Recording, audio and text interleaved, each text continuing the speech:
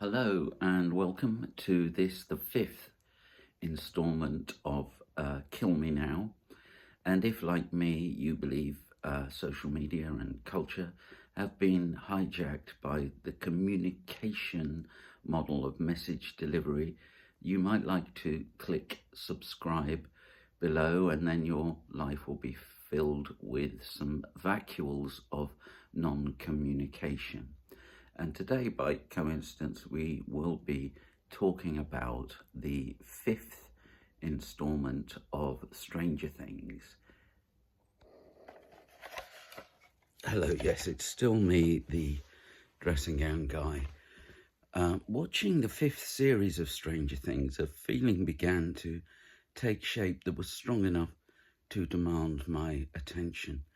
It was not entirely new to me, but concerned a kind of fake morality that puts me in mind of Nietzsche's attitude to human behavior and structures of control.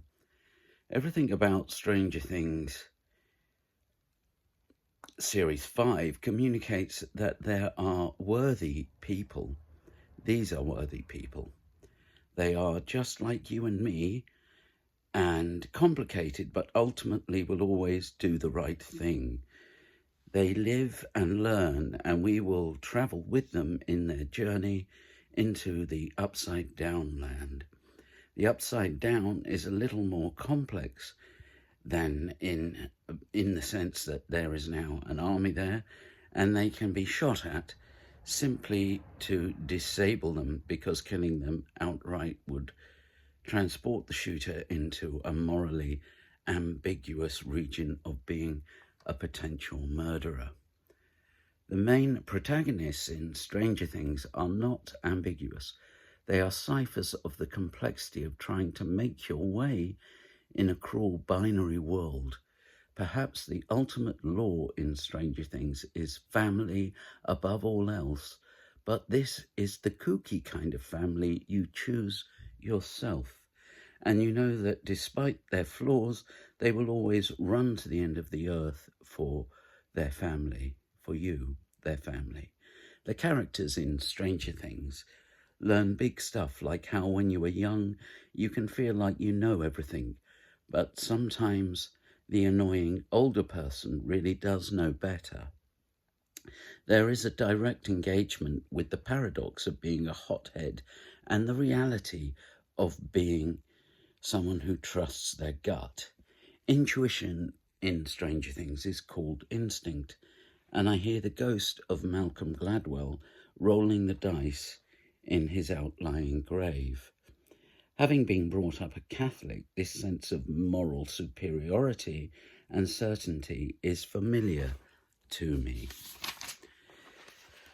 But perhaps I shouldn't care, but it's kind of woven into a sense that I am being duped. Scooby-Doo never left me with a feeling of being duped, and its repetition left room for my personal transformation and growth. The writers spoke to me through the tropes, but in Stranger Things, the writers seem to want to communicate moral lessons through the setup.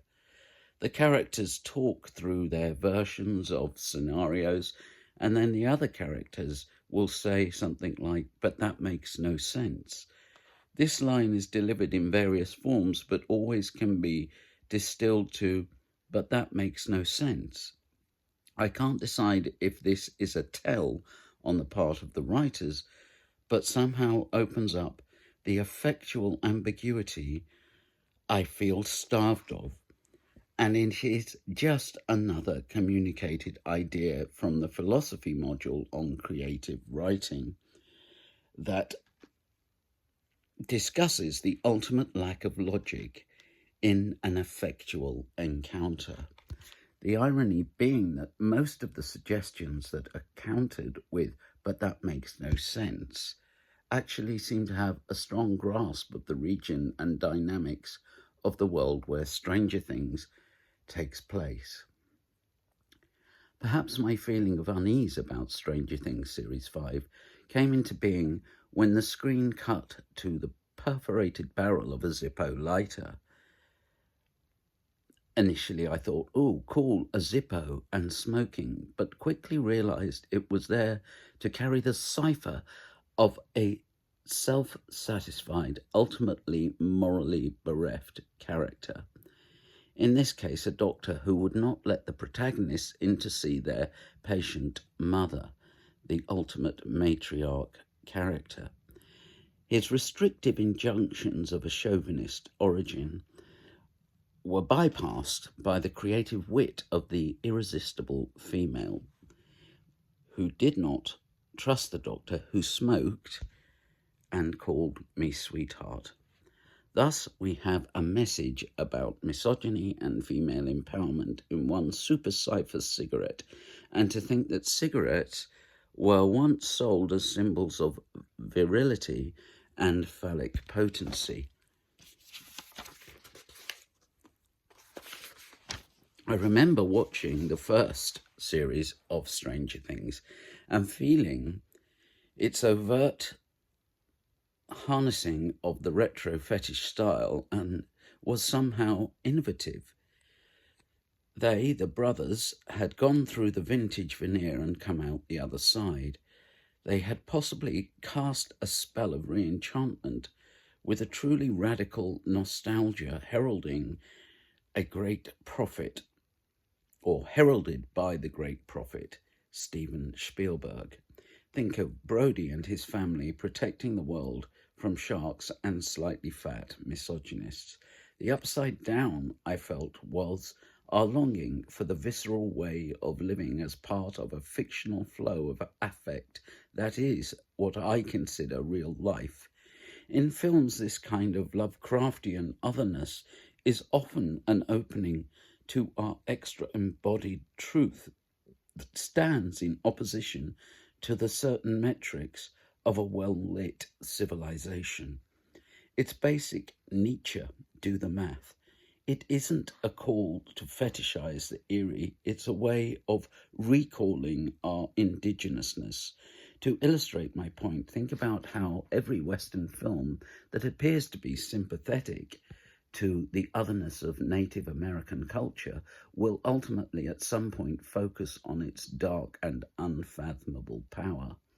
In Series 1, I felt that the upside down resonated because it felt perhaps like a Freudian slip that allowed the writers, the characters, and the audience to enjoy encountering the ambiguous aspect of ourselves that brought a vivid dream to life in biomorphic plasticity.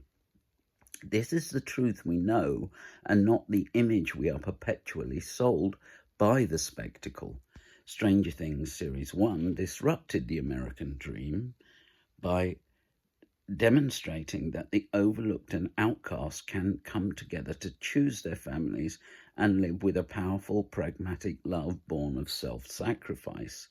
I am now wondering if those brothers were more New Testament than oldie, worldy Testament brimstone, which is encountered in the upside down.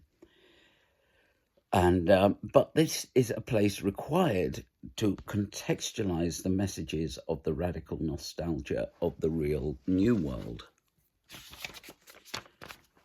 Series 5 still assembles the outcasts and reintegrates them into a world now given a potentially extra platonic twist because it is contained in a military boundaried curfew that must be navigated by tunnels to avoid capture.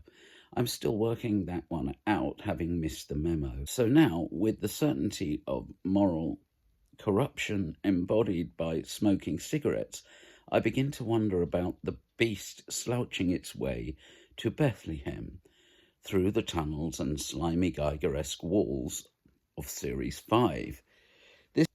This was one of those paranoid plots where you are fighting yourself. Have I ever seen a film like this? It feels familiar.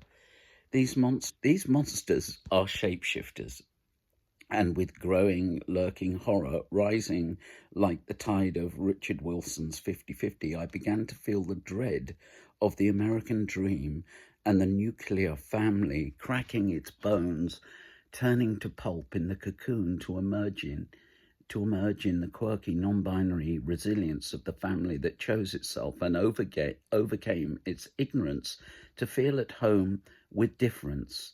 This monster is, of course, the ad man's ubiquitous ultimate sorcery, that is to scoop up that which was once lived when we were working it out in Series 1 and blast it up into a brightly lit sky of aspiration and success over one's deficiencies.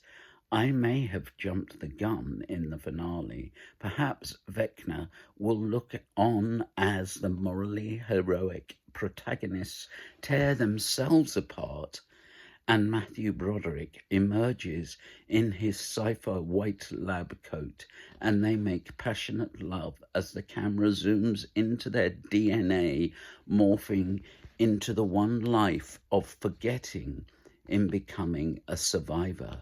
Blessed are the pattern seekers and readers of Sapiens is seen curling into the fire as a new hope of a plot ultimately emerges ornately, and sinews and skin stretch over the drum of the love beat that continues ad infinitum, repeat to fade.